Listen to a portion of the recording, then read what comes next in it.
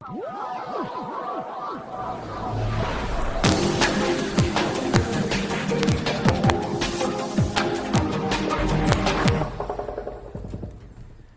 and welcome to episode 13 of Subplot of Course, a podcast discussing a new science fiction literary work on the second Tuesday of every month by casual fans just like you. I'm Stavros, and with me is someone who is constantly trying to establish communications with unresponsive aliens, commonly known as students. Charlie. Say hi, Charlie. Students. Also with me is Vincent, who is analyzing data on how many times you can kill someone and still have it be morally acceptable. Say hi, Vincent. What? That's still zero. Unless they're war criminal. Is it? Anyway. All right, we're also joined by John, who is looking into building extra-machine emitters strong enough to piss off even the Earth's ocean. Say hi, John. Hey, this is John. Today we're going to be talking about Solaris, written by Stanislaw Lem and originally published in 1961, although it wasn't translated into English until 1970. And of course, everyone should be prepared for spoilers. Yay. I'm prepared. Excellent. That's good because I'm going to talk about the plot right now. Ooh.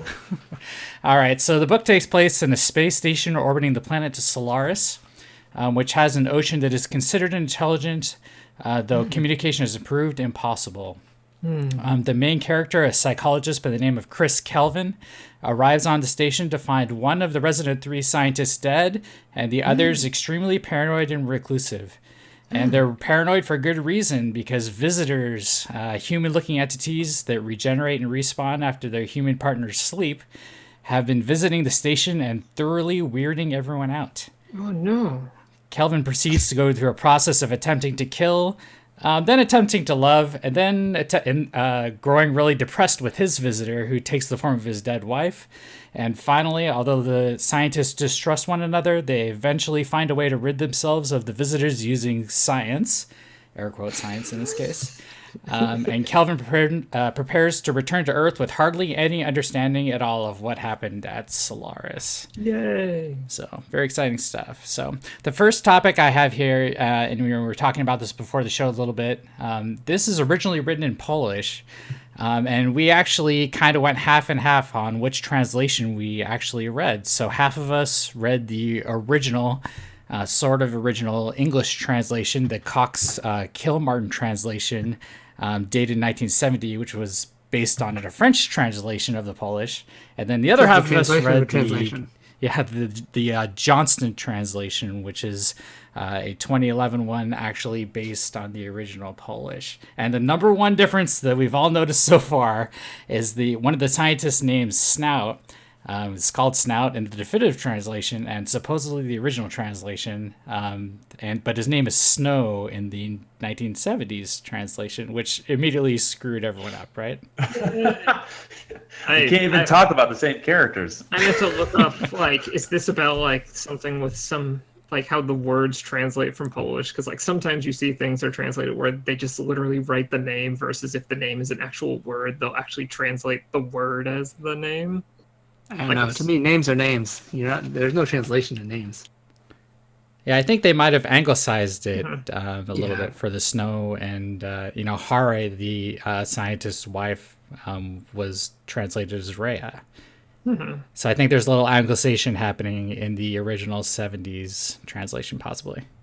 As long as the 70s translation didn't make him Kelvin, Fahrenheit, and Celsius, that would have been pretty messed up. That did not happen, luckily. Those ones aren't even based on absolute zero, Vince. Yeah, could happen. I'd hate to say that your wife's name was Harry, but it's possible. It's Hare. Excuse me. Stop listens to the audiobook, so it's Hare. It's not Jade, it's Jade. And they walk around in mechas, according to our crew. It's always a risk listening to the audiobooks, I guess. But in this case, it was Hare. Hooray. Hooray! Hooray.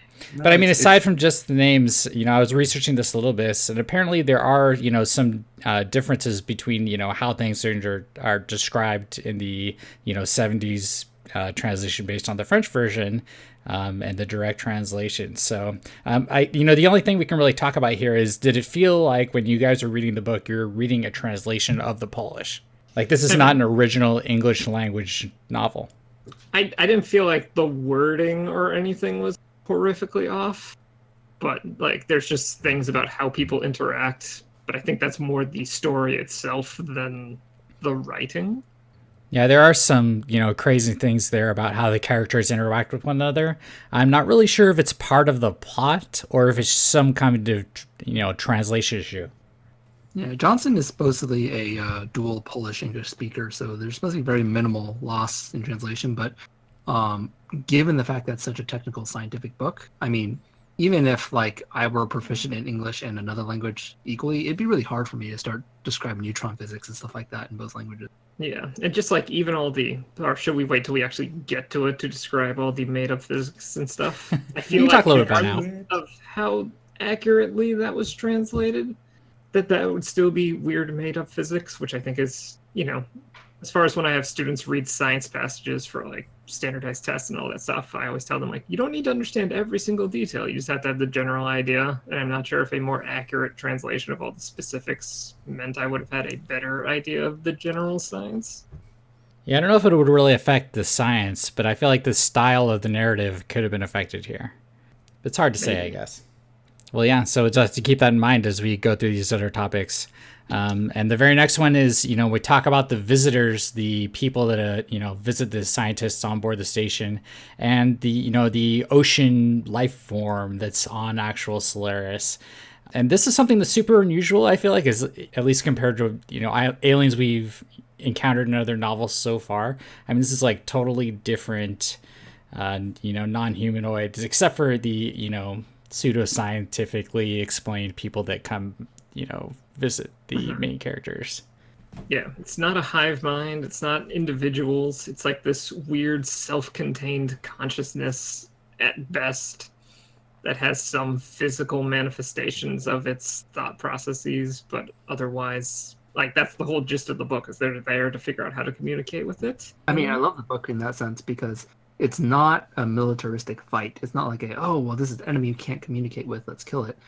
At the heart of it, it's like, well, what type of problem would we have if we actually did find extraterrestrial life? And what if they were not like human beings / animals that we would think of? It's like, what if it's actually just a body of water?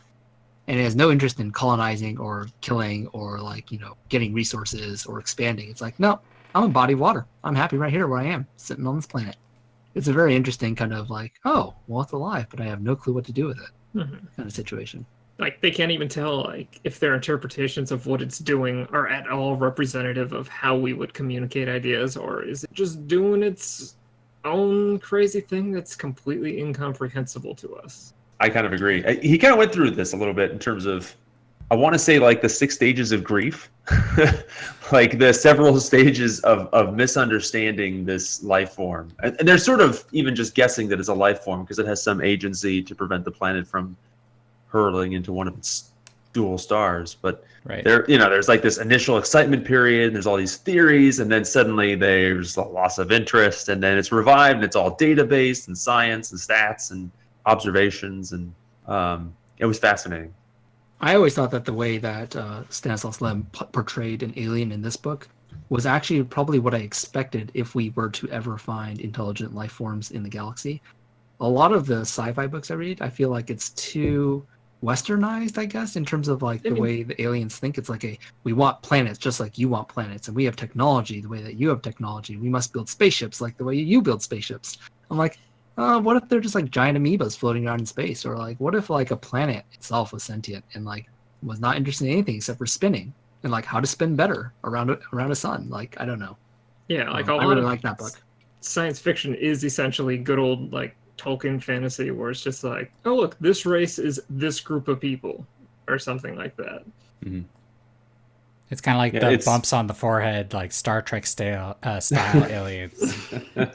Yeah, even when they don't get away from that, it is still kind of like maybe 1 or 2 steps removed from that at best. Whereas this is positing like an entirely different, incomprehensible, but intelligent, developed life form, where we have no idea, is it more intelligent, is it less intelligent, is it just like totally different in a horizontal shift, such that regardless of where it is, like we can't communicate with it. Yeah, this book kind of gets to the point where, like, you know how they say that fantasy is, like, magic is only one step removed from science? Like, you know, super complicated science is essentially magic to us. Like, this book has elements of magic. It's like, oh, you made a complete clone of a human from your past who you have repressed memories about. The last person you'd probably ever want to see. Here's a perfect clone of them. And they remember everything that you think that they should remember. It's like, wow. The fact that this ocean uses such weird science and such incomprehensible, like, laws of physics, like I think they're saying, oh yeah, you can't even destroy these people. You try and kill your clone to get rid of it, but it just remanifests itself. It's impervious to like weapons and heat and bullets and regenerates itself. Oh, and we looked at it through a microscope, and it's fundamentally made of smaller stuff than we even posited could even exist.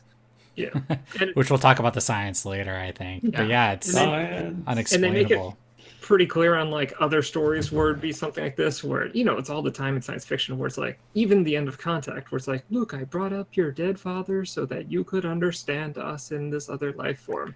Like, no, like the reconstructions of the people in this book, yes, they're conscious, but they are no way linked to the consciousness of the ocean. So you don't learn anything about the ocean from it. It's just another thing that the ocean does. I mean, that's going to be my question. Like, is any of this, like, can you guys think of any reason, why the ocean would be doing these things with the visitors? Like, what does the ocean want? Do you guys have any guesses? Or is it just fundamentally, not understandable? Yeah, I think that's the point, is it's just fundamentally, like, it's doing things. We don't know how to read what it's doing. We don't know if it's reading what we're doing at all. Like, we put stuff in the ocean, it just makes like copies and stuff. And it's like, okay, cool. And then it gets bored of it and stops. And it seems like this is just another version of it making copies and doing whatever. And we have no idea what's the point of these processes. Like, it's easy to put human intentions like curiosity or communication on top of them, but nothing indicates that it is actually that besides us maybe anthropomorphizing it. The closest thing to causation that you can get behind the book is a plausible theory that right before Kelvin gets on board, they said they conducted an illegal and unsanctioned X-ray bombardment experiment of the ocean, and then subsequently a bunch of clones suddenly appeared on the ship, indicating that something about the energy bombardment made the ocean respond in some way. But it's never posited as to why or the reasons behind it. It's more like they did something, and yes, something completely different from normal happened that we totally didn't expect. And then everyone's like, well, let's nuke the ocean. And we're like, oh my gosh. There's your millerization. Take them out. Yeah, does anyone have any guesses? I mean, obviously the scientists in the book have no idea. But they did a lot of crazy stuff, so... I feel like that's the point, is it goes over centuries of guesses as to what the ocean is, how it works, and this just brings up more evidence for us to make more centuries of guesses. But I feel like the idea is anybody's guess is just as good and equally likely to be horribly wrong and not insightful. I'll venture a guess. Because what do you got? I'll be one of those people. You can write a book on solaristics. I can, actually. I'll say that really there's not a lot of indication that I can see from the evidence, at least in the book, and that's what's described, that the entity has like higher level intelligence. So I'm going to bet that it's like an alligator brain or something, and they hit it with the X-rays, and it's the equivalent of it like hissing or snapping back at them. It's just sort of a defense mechanism. Maybe it didn't even recognize that they were even there, really, before that. Yeah, so it's just some kind of knee-jerk type thing? Yeah. Did we take the little doctor's rubber hammer and hit him right in the funny knee bone? And make the ocean planet's knee bone? Yeah. And, it's alive. And its like jerk is to make copies of people's memories. And horrify them terribly. Yeah. Like, it seems mostly that the fact that there are visitors is the horror. Beyond that, beyond how they react if you leave them, they didn't seem to be all that horrific. I don't know. It's very horrific to me because I guess if you had to put yourself in your shoes, think of the one person you want to see least in your life because you have repressed terrible feelings, like someone who bullied you or someone like, you wronged them terribly. And then they can't leave a 5-foot radius from you day and night. Otherwise, they start screaming and ripping themselves apart. It sounds pretty horrific to me. Not that I'm saying that I have any closets or skeletons in the closet, but that'd still be pretty darn. Whatever you say. Vincent, we know you do. Well, No, I think that's. What about it's not clear to me that obviously the people that were recreated for these folks, they were meaningful, but it's not clear to me that these were repressed or that they were intentionally supposed to be off-putting people that you wouldn't want, or people or things we don't really know about the other visitors. But the visitor that Kelvin had was someone that he cared a lot about. He fell in love with, even over again, basically, as this new version. So, but he caused him to commit suicide. It could just be like an impactful memory. You know, they brought back a person or a thing that was important. We don't even really see what the visitors are for everyone else. Like, you see because they're so the ashamed. one other one. They're so scared. Yeah, my point is that we just don't even know if they're memories of those people or what. It's just super weird, and everyone else was so ashamed of their person they didn't let them out to let anyone else see them. So that's the basis of my argument, that it's generating like the least likely person that you'd ever want to meet again, because everyone's so scared of showing their visitor. And even Kelvin's a little bit like, oh my god, like I caused this person to commit suicide, my wife or girlfriend. I actually don't remember if they're married or not, but like he essentially you're like, hey, here's the drugs that you would use to kill yourself. I'm putting this in the drawer, but you don't have the guts to kill yourself, ha ha ha. And he leaves and he comes back, he's like, oh, she died, oh my gosh. Like, he was definitely like really terrible to her, I guess. And in my mind, that would be like definitely the last person I'd want to interact with again, to deal with all the guilt of that incident. And maybe everyone, like all the scientists on the station, are basically having their own individual horror movie as the novel progresses. Like Kelvin has his own with his wife, and who knows what's going on with everyone else. It seems like when he arrives, everyone else is already kind of on act 3 of their horror movie. Yeah, nobody's dressed up nice. Nobody's super happy. Like, everyone looks like a piece of shit. Like, they're all like, oh my god. Did they ever explain why they put all the robots away? Because he's like, why aren't the robots cleaning stuff up? And they're just like, we put them away. No, they didn't explain it, but I was definitely curious about it. I thought that the robots would have repressed people that they didn't want to come out. It's like, it's like C-3PO and R2-D2. No! Then the robots start killing people. It's all down from there. Yeah, exactly. Yeah.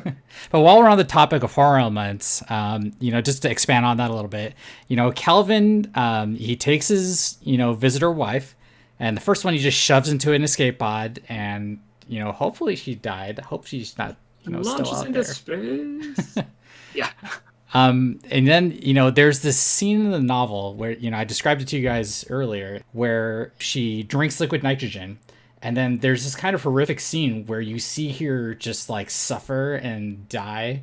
And then, he's just watching her the whole time. And then she just like comes back to life. Like I don't know about your guys' translation, but just reading that or, listening to it in my case, I was just kind of mouth agape, just like, oh my God, this is horrible. And as far as like an in-your-face horror, that was something that really struck me. But on top of that, getting towards the end of the book where, he and his wife are just kind of living for weeks, and they're just kind of in this purgatory where she can't leave him, and he's kind of faking his way through loving her, or, saying that he loves her, but he's just, not having a good time. That's kind of a slow burn horror film for me. Yeah. Just sounds like relationships. Oh, wow, Charlie. Oh, no. They're not all like that, Charlie. Charlie's like, yeah, my last 2 girlfriends drank liquid nitrogen, too. I don't know what's so weird. Jeez. Yeah, isn't that usually how FBI, stop listening now, please. No, that is a total horror thing. Like, it's very different from... I think he does this horror genre, even maybe he did it unintentionally, but he did it very, very well, because... there's something like viscerally like terrifying about the idea of someone you love being mentally imbalanced enough to like hurt themselves and or kill themselves. It's like, and having to watch it and then having them come back to life and then trying to deal with the aftermath of it. Like, it just sounds like the worst thing that I would ever want to deal with. It's definitely horror in the sense that it's not like aliens coming out of your chest, ripping you apart horror. It's definitely more of a psychological horror. I agree. It was visceral. I mean, I don't know if it's his background or if it was written at the time of the Soviet Union, but there was there was an enormous sense for me of isolation, paranoia, in all the relationships with the alien and with the crew members and with his visitor. And yeah, just a tremendous sense of his feelings were he was afraid and he was in love at the same time. It was intense. Yeah. I don't know. It doesn't really describe horror to me, but it definitely describes something intense. The one part I like where he's like, I didn't see the other guys for weeks. Though we talked on the vid phone every day. And I'm like, oh, that's just life nowadays. Are you saying we're living a horror movie right now? Yes. Maybe. Charlie's life is a horror film. Charlie's like, Solaris is my life. Yeah, I was just like, isn't this just like describing like modern life 2018? Wow. Okay, I'm going to change the topic now. Every time Charlie starts speaking, it's like, what, Charlie? What type of world are you living in? We got to go rescue you, man. I know, but let's circle back to the paranoia and isolation that you were talking about, John. And, you know, right from the start of the novel, right when Kelvin pops out of his transport pod or whatever, and he talks to Snout or Snow, the very first conversation and actually almost every single discussion they have is like, he asked me what I was thinking. I didn't reply. I asked him what he was thinking. He didn't reply. He looked at me. I looked at him. Silence passed. I was like, oh Jesus, come on. But you know, there's a lot of paranoia being experienced by the characters in this novel. That was the one point where I was just like, you three are clearly there as people. Why don't you be like, hey, let's meet up and talk about what's going on? Yeah, come on. Like any kind of science fiction, you know, you might have. I mean, these people are trained professionals, right? Like Kelvin is a psychologist that is literally trained to handle these kinds of space station situations. He should be able to solve this. Instead, he's like, I didn't answer. I look at him. You know, part of me actually wonders how much of this is completely fiction, how much of this is maybe the Polish experience back in like USSR time periods, because it could have been like you might report me to like the KGB. I say nothing. Mm-hmm. I was about to say, is this 1960s Poland Soviet era psychologist? Yeah, that's what I was thinking. Yeah, I mean, this could be a cultural thing. We don't have any USSR historians on here right now, but yeah, I mean, that could totally be it. USSR psychology period practices. I know, John, do you have anything to add on to this? Yeah, I was the same way as you. I was reading this, and at first I just thought it must have been a mistake. I was a little frustrated with it, but then I felt like it was part of the book. I was like, oh, I should be, you know, affected by this because this is clearly a choice that you know, half of all communication is like, I said something, and then there's a description of his facial movements. You know, he raised an eyebrow and then didn't say anything. It was weird. Yeah. I felt very Western. That's a good reaction to have. Thanks, John, for your insight. You're welcome. All right, last topic for our final thoughts. The fake science and fake history. You know, this guy spends a lot of time talking about neutrinos, and you know, the main character goes into a lot of history books where he just reads a lot of history of Solaris and stuff like that. How'd you guys take this? He spends a lot of time doing this. Too much time, in my opinion. I thought it was good. The fake science or the fake history or both? The fake science, a little too much. The fake history is totally fine. Fake history to me is background, it's world building. But fake science is like, well, then Pushkin's theory directly conflicted with like Asimov's theory, and both of them were conflicted by this theory. Who was like, I'm like, okay. You didn't like 50 plus pages of the various things the ocean makes and how they work in tiny details and the nature of the weird little cartilages and how they melted and what happens with pieces of ocean out into space. And all this. There was a lot of description that didn't, and well, I mean, could have been lost in translation, but to my mind, understanding it or spending like a lot of time to really understand exactly what he was describing scientifically didn't translate to anything plot-wise.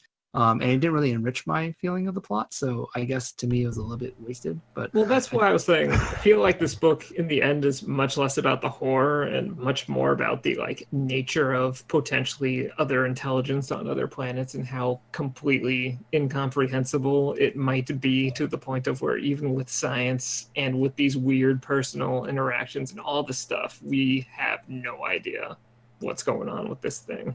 So he's just explaining science just to be like, I have no idea. It's technically science, but we still don't get it. Yeah, it's just pure observation with no conclusions.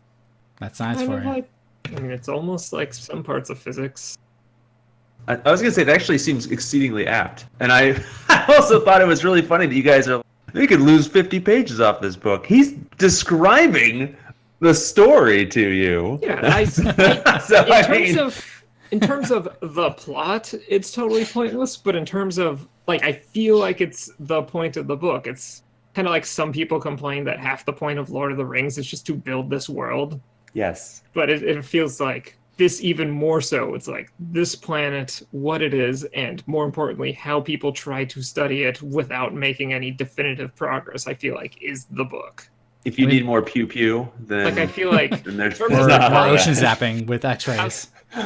in terms of the plot, I don't get why this is like some massive, epic, like classic science fiction novel. But in terms of being a model of like how human understanding and interaction with stuff in space could happen, like I feel like it does that very well, and all the crazy made up science stuff is necessary for that. I mean, one thing I want to there was bring up is the context. He gets onto this station and he has this visitor visit him, and he's like, you know what this is a good time for? Even this alien person's just visited me. I'm going to go to the library. I bet I could learn something right now. Well, I mean, sometimes he goes to the library, and I feel like half the description isn't what he is reading at this moment. The description's giving you the context for what he is trying to look up.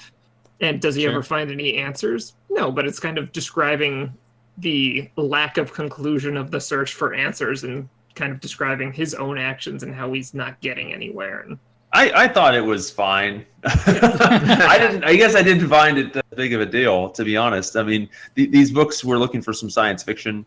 There was plenty of hyperspeed travel. There was neutrino fields. There was aliens made of completely unknown components and with psychic abilities and the ability to create, morphize or basically conjure things out of substance. I thought there was plenty of it. Yeah.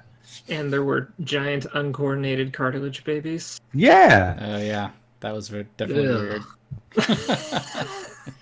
Science. He's just trying to learn how humans work. It makes sense. Is it? But that's the thing is it trying to learn, or is it just replicating what it sees about how humans works through some process that, I mean, and that's the point of the book. It's not understandable.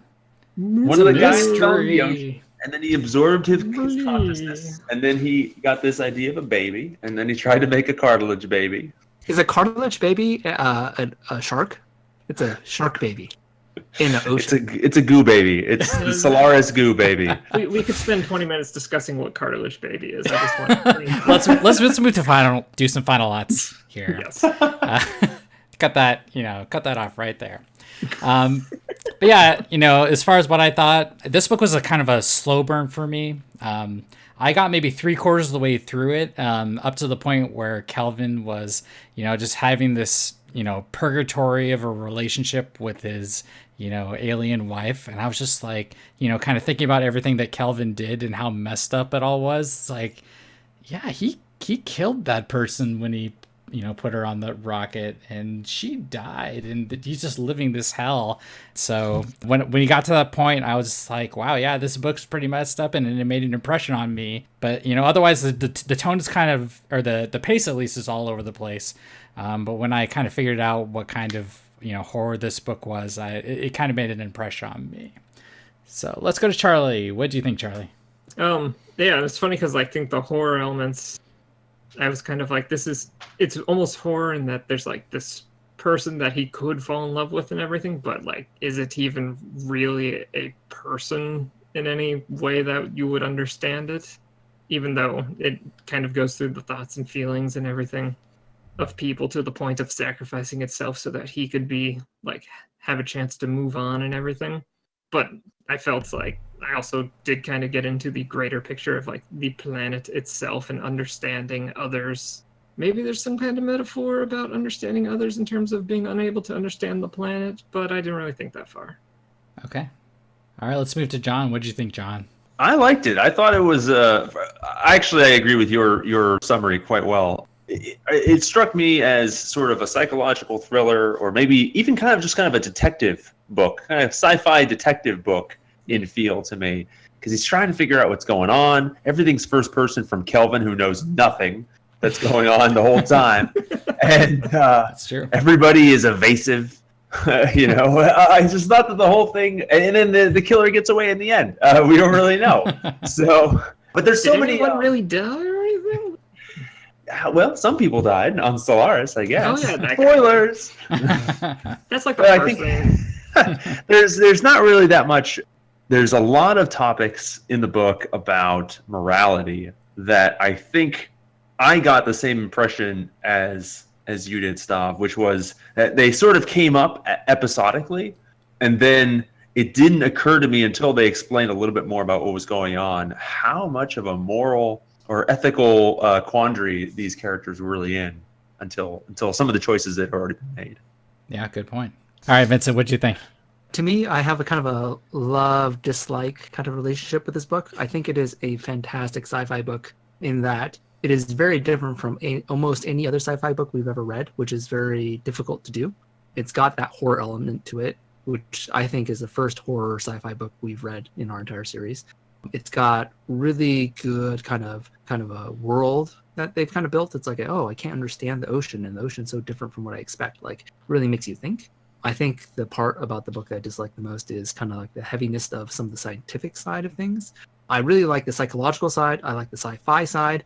I don't necessarily like the hard science kind of let's describe mythical paper kind of thing. So those parts dragged for me, and they're a semi-significant portion of the book. I would say like 10 to 20% of the book is kind of like straight up scientific, description of theories and stuff like that, which kind of made the book drag for me. But the rest of the book is just crazy and brilliant and interesting. So I definitely would say it's a book worth reading, with the caveat that you must kind of get through the initial first half or so. Don't get bored. Don't give up. Persevere, and you will be rewarded. Okay. Interesting that the perhaps one of the most scientific, people on the podcast didn't like the science. Ah. Yeah, read too many The science science papers. was Okay, that's about all the time we have. So, of course, as usual, if you have any feedback or suggestions on book we should read and discuss, you can reach us at subplotcourse@gmail.com or on Twitter at subplotpodcast. And for next month's episode, we're going to be talking about the iconic sci-fi novel Dune by Frank Herbert and published in 1965. Say goodbye, everybody. I'm almost done reading the dictionary at the start of the book. Yay! I'll see you next week. Next week. See you next month. Next month. Oh, We'll see you next month. Dune? Editing.